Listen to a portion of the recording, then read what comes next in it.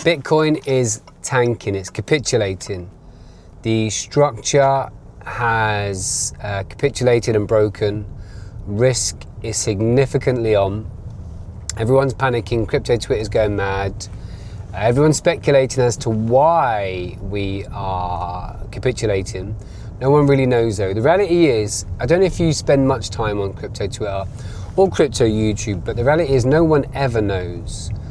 If it's down to one person or one company, they know. Obviously they know, because the price can be heavily manipulated. Less and less so these days because the market cap is much higher. But we can all agree that what's happening to the price is bad. Now, when I use the term bad, I use that as it all depends on perspective. If you're holding Bitcoin, yeah, it's bad. It's not great for the industry when it tanks like this because it keeps people away. We want adoption. We want institutions to buy Bitcoin. We want sovereign wealth funds. We want retail back. We want all that stuff. So it isn't great for the industry in that respect. But if you're not holding Bitcoin and you're parked in stables, then it's a positive thing. In fact, it's more than positive. I don't like to take joy in big red candle days, but ultimately I decided to park my stables back in November. I stepped out the market in November time. I saw structural risk in the asset class, and I got a lot of stick actually when I mentioned it because, you know, at the time everyone was saying, oh, we're on there's going to be new highs, super cycle, Bitcoin to 150k. I saw analysts out there putting out Elliott wave theory. I won't name names, but there are loads of them out there showing us exactly which wave count we're at, when we're going to hit this number, when we're going to hit that number, and it's all speculation. And sadly, if this is your first cycle, you would have believed all that stuff. You would have believed that we're going to the moon and that these guys were experts and they knew more than others. And then, you know, we had a couple others come out saying, no, 4-year cycle's not dead, and that Bitcoin will do what Bitcoin does.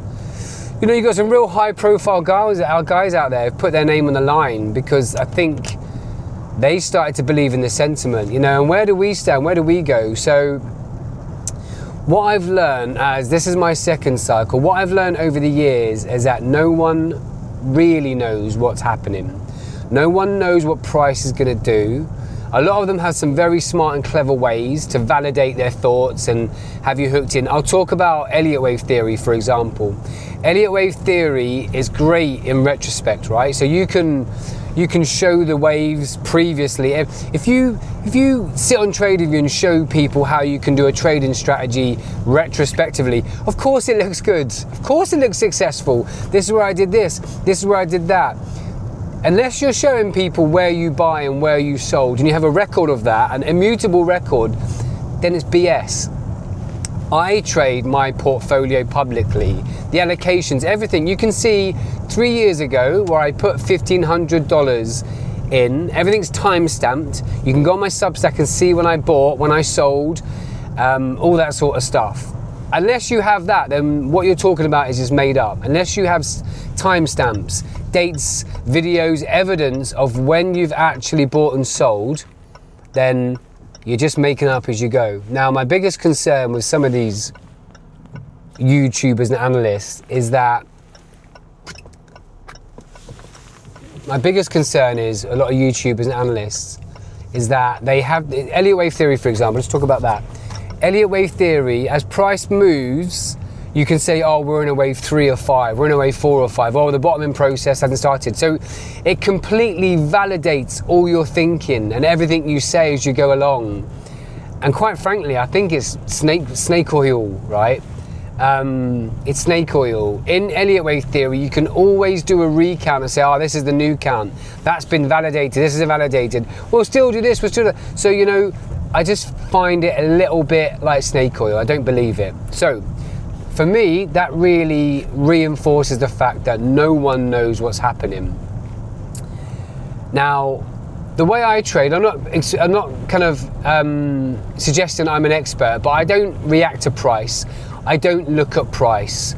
I just look at market conditions. Now, there is a criticism of that, of my strategy. My strategy is to participate in sustained market rallies, right? What that basically means is when conditions are good, when liquidity is good, and these are all, these aren't predictions of what's happening. This is based on what the market does.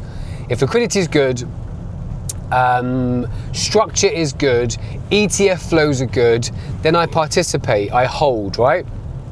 And the likelihood is that price moves upwards, the price appreciates, right?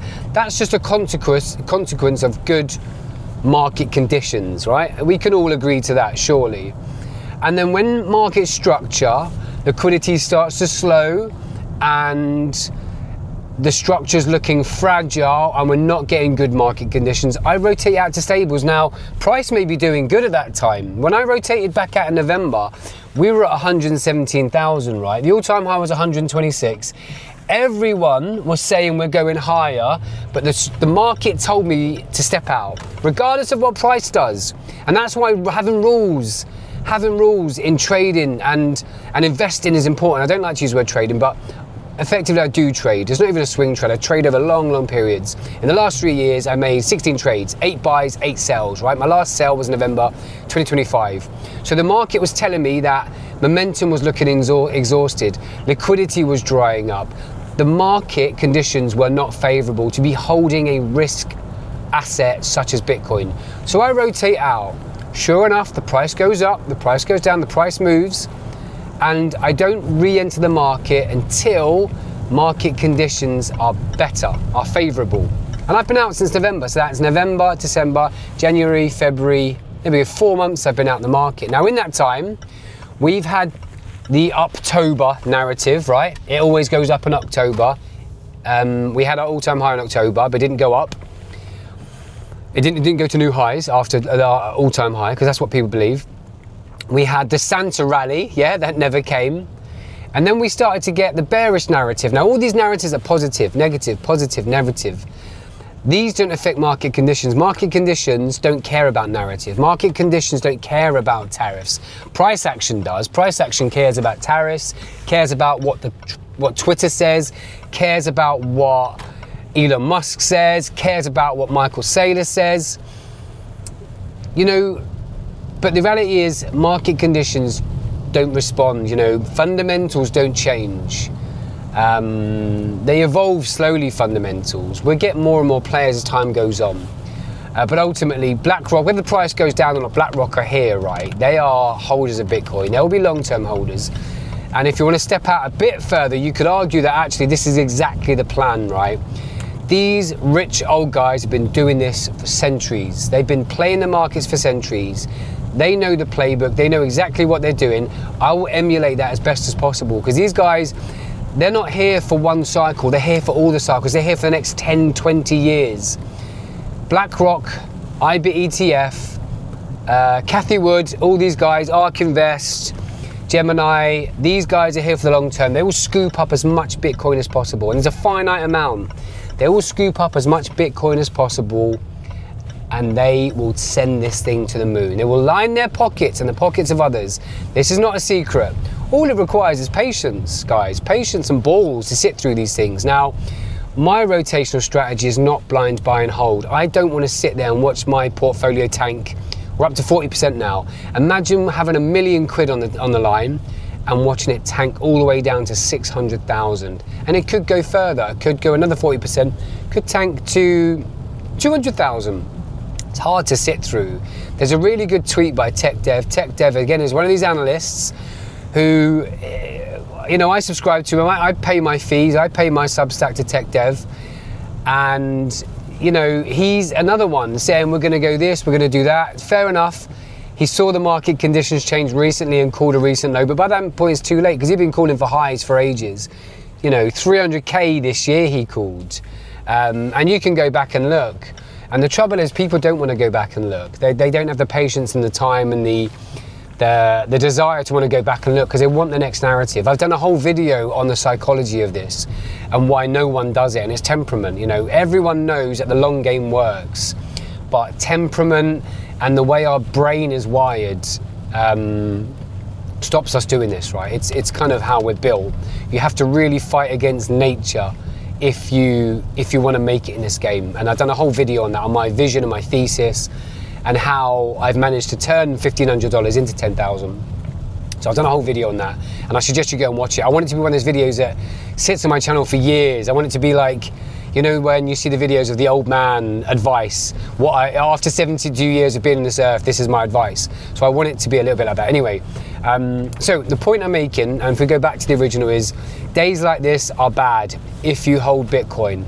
I don't hold Bitcoin. I love Bitcoin. I'm all in on Bitcoin, but I don't hold it blindly through faith. I'm not Michael Saylor. I don't have a plan B. You know, Michael Saylor can pay his dividends for 2 years, and he knows that we won't have a 2-year bear market in terms of Bitcoin. Altcoins for sure, but I'm not here to talk about altcoins because they're incredibly speculative.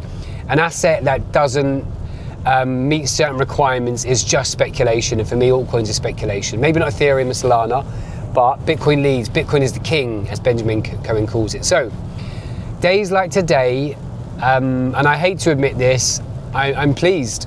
I'm pleased. It completely validates my vision, my thesis, and the way I will be using volatility, leveraging volatility, not to be confused with leverage on exchanges, but leveraging volatility to hit the numbers I want to hit my goals.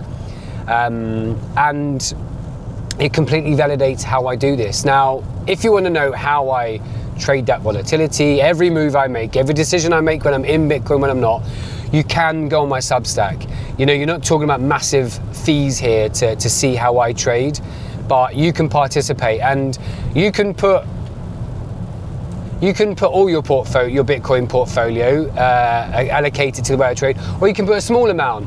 My advice is take a portion of your Bitcoin and follow and have a look at what I do. And over 3 or 4 years, because that's what you need to do here. It's not a short time frame play. The Bitcoin Retirement Playbook is the Bitcoin Retirement Playbook is a long-term strategy. So you need to follow it for 3-4 years, at least one cycle, to get the best out of it. Now, my advice, but I'm not allowed to give financial advice. This is not financial advice. My suggestion is take a portion of your Bitcoin and mirror my play, mirror my trades, and try it that way. And then in 3 to 4 years' time, you can tell me I'm an idiot. You've not spent an awful lot on the Substack subscription fees because they're incredibly affordable. Try that for 3 or 4 years. If your buy and hold beats my rotational strategy, you can call me out whatever you want. I'll call me out. I'm accountable. I'm entirely ready. I'm absolutely ready to be accountable for my trades and for the decisions I make. And if you want to do the same, you can. I'll take it all day long. So take a portion of your Bitcoin holdings and follow my rotational strategy. And after the next cycle, after the next bull run, whatever, we'll see who's holding more. If you're buy and hold, so that's number one. And number two is try the psychology. The reason I rotate is because I find it too difficult to sit through drawdowns like this. I can't stand it. It plays with me psychologically. It absolutely kills me to watch my portfolio tank. That's why I rotate in and out, so I can sleep at night. And not only can I sleep at night, I can be happy that my cash is also a position. Holding Bitcoin is great, but cash is also a position. Capital preservation is the number one rule of the Bitcoin Retirement Playbook. And it's times like these when I can walk around, talk about it, and I will absolutely beat the drum. I will absolutely talk about why my rotational strategy wins in moments like these. Right now, there's nothing much more I really want to say. There's nothing much more I have to add, but days like these, I'm pleased because I'm parked on the side. Now, I suppose the next question is, when do I buy Bitcoin again? That's a question I got. When do I buy Bitcoin? When do I buy Bitcoin? A lot of people will just look at price action. They'll look at price and they'll say, the price is now 10% lower. Again, I go back to the strategy that I use. I do not look at price. I look at market conditions. Right now, market conditions are poor. The price might go up and market conditions will look better. And that's kind of how it happens. And if you want to you can't time the bottom. You can't time the tops, you can't time the bottom. Don't look at price, look at market conditions. For market conditions to improve, I need price to go up a bit. Sure, I won't catch the bottom, but I will catch a sustained rally, and my asset, my Bitcoin, will appreciate in that rally. You cannot time the bottoms. It's so speculative, and that's not a plan, guys. That's not a strategy. That's pure guesswork. That is not a space you want to be. That is not what you want to be doing with your capital. You want to wait for market conditions to improve, right? For certain metrics to kick off, which I follow, which I put on my Substack. You want to wait for market conditions to improve before you buy your Bitcoin. And that's all I will say on the matter. Guys, give a like, follow my journey. If you're really interested in how my rotational strategy works, head over to Substack, pay the fees, and look at what I'm doing. Look at my portfolio updates and look at what I'm talking about.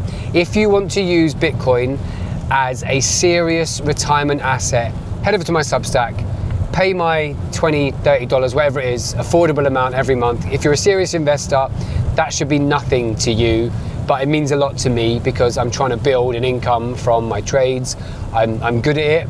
I employ a very clear strategy, clear discipline, and I document every decision, every trade, openly, publicly, transparency. I am building $1 million portfolio with just $10,000 using only Bitcoin with a clear set of rules, clear discipline. It helps me survive days like today. It helps me survive the constant noise, the constant narrative, the constant predictions, which no one gets right. And when you've been through a couple of cycles like I have, and you step out and you take a subjective view on Bitcoin, you play it like a game of chess, guys. You play it like a game of chess.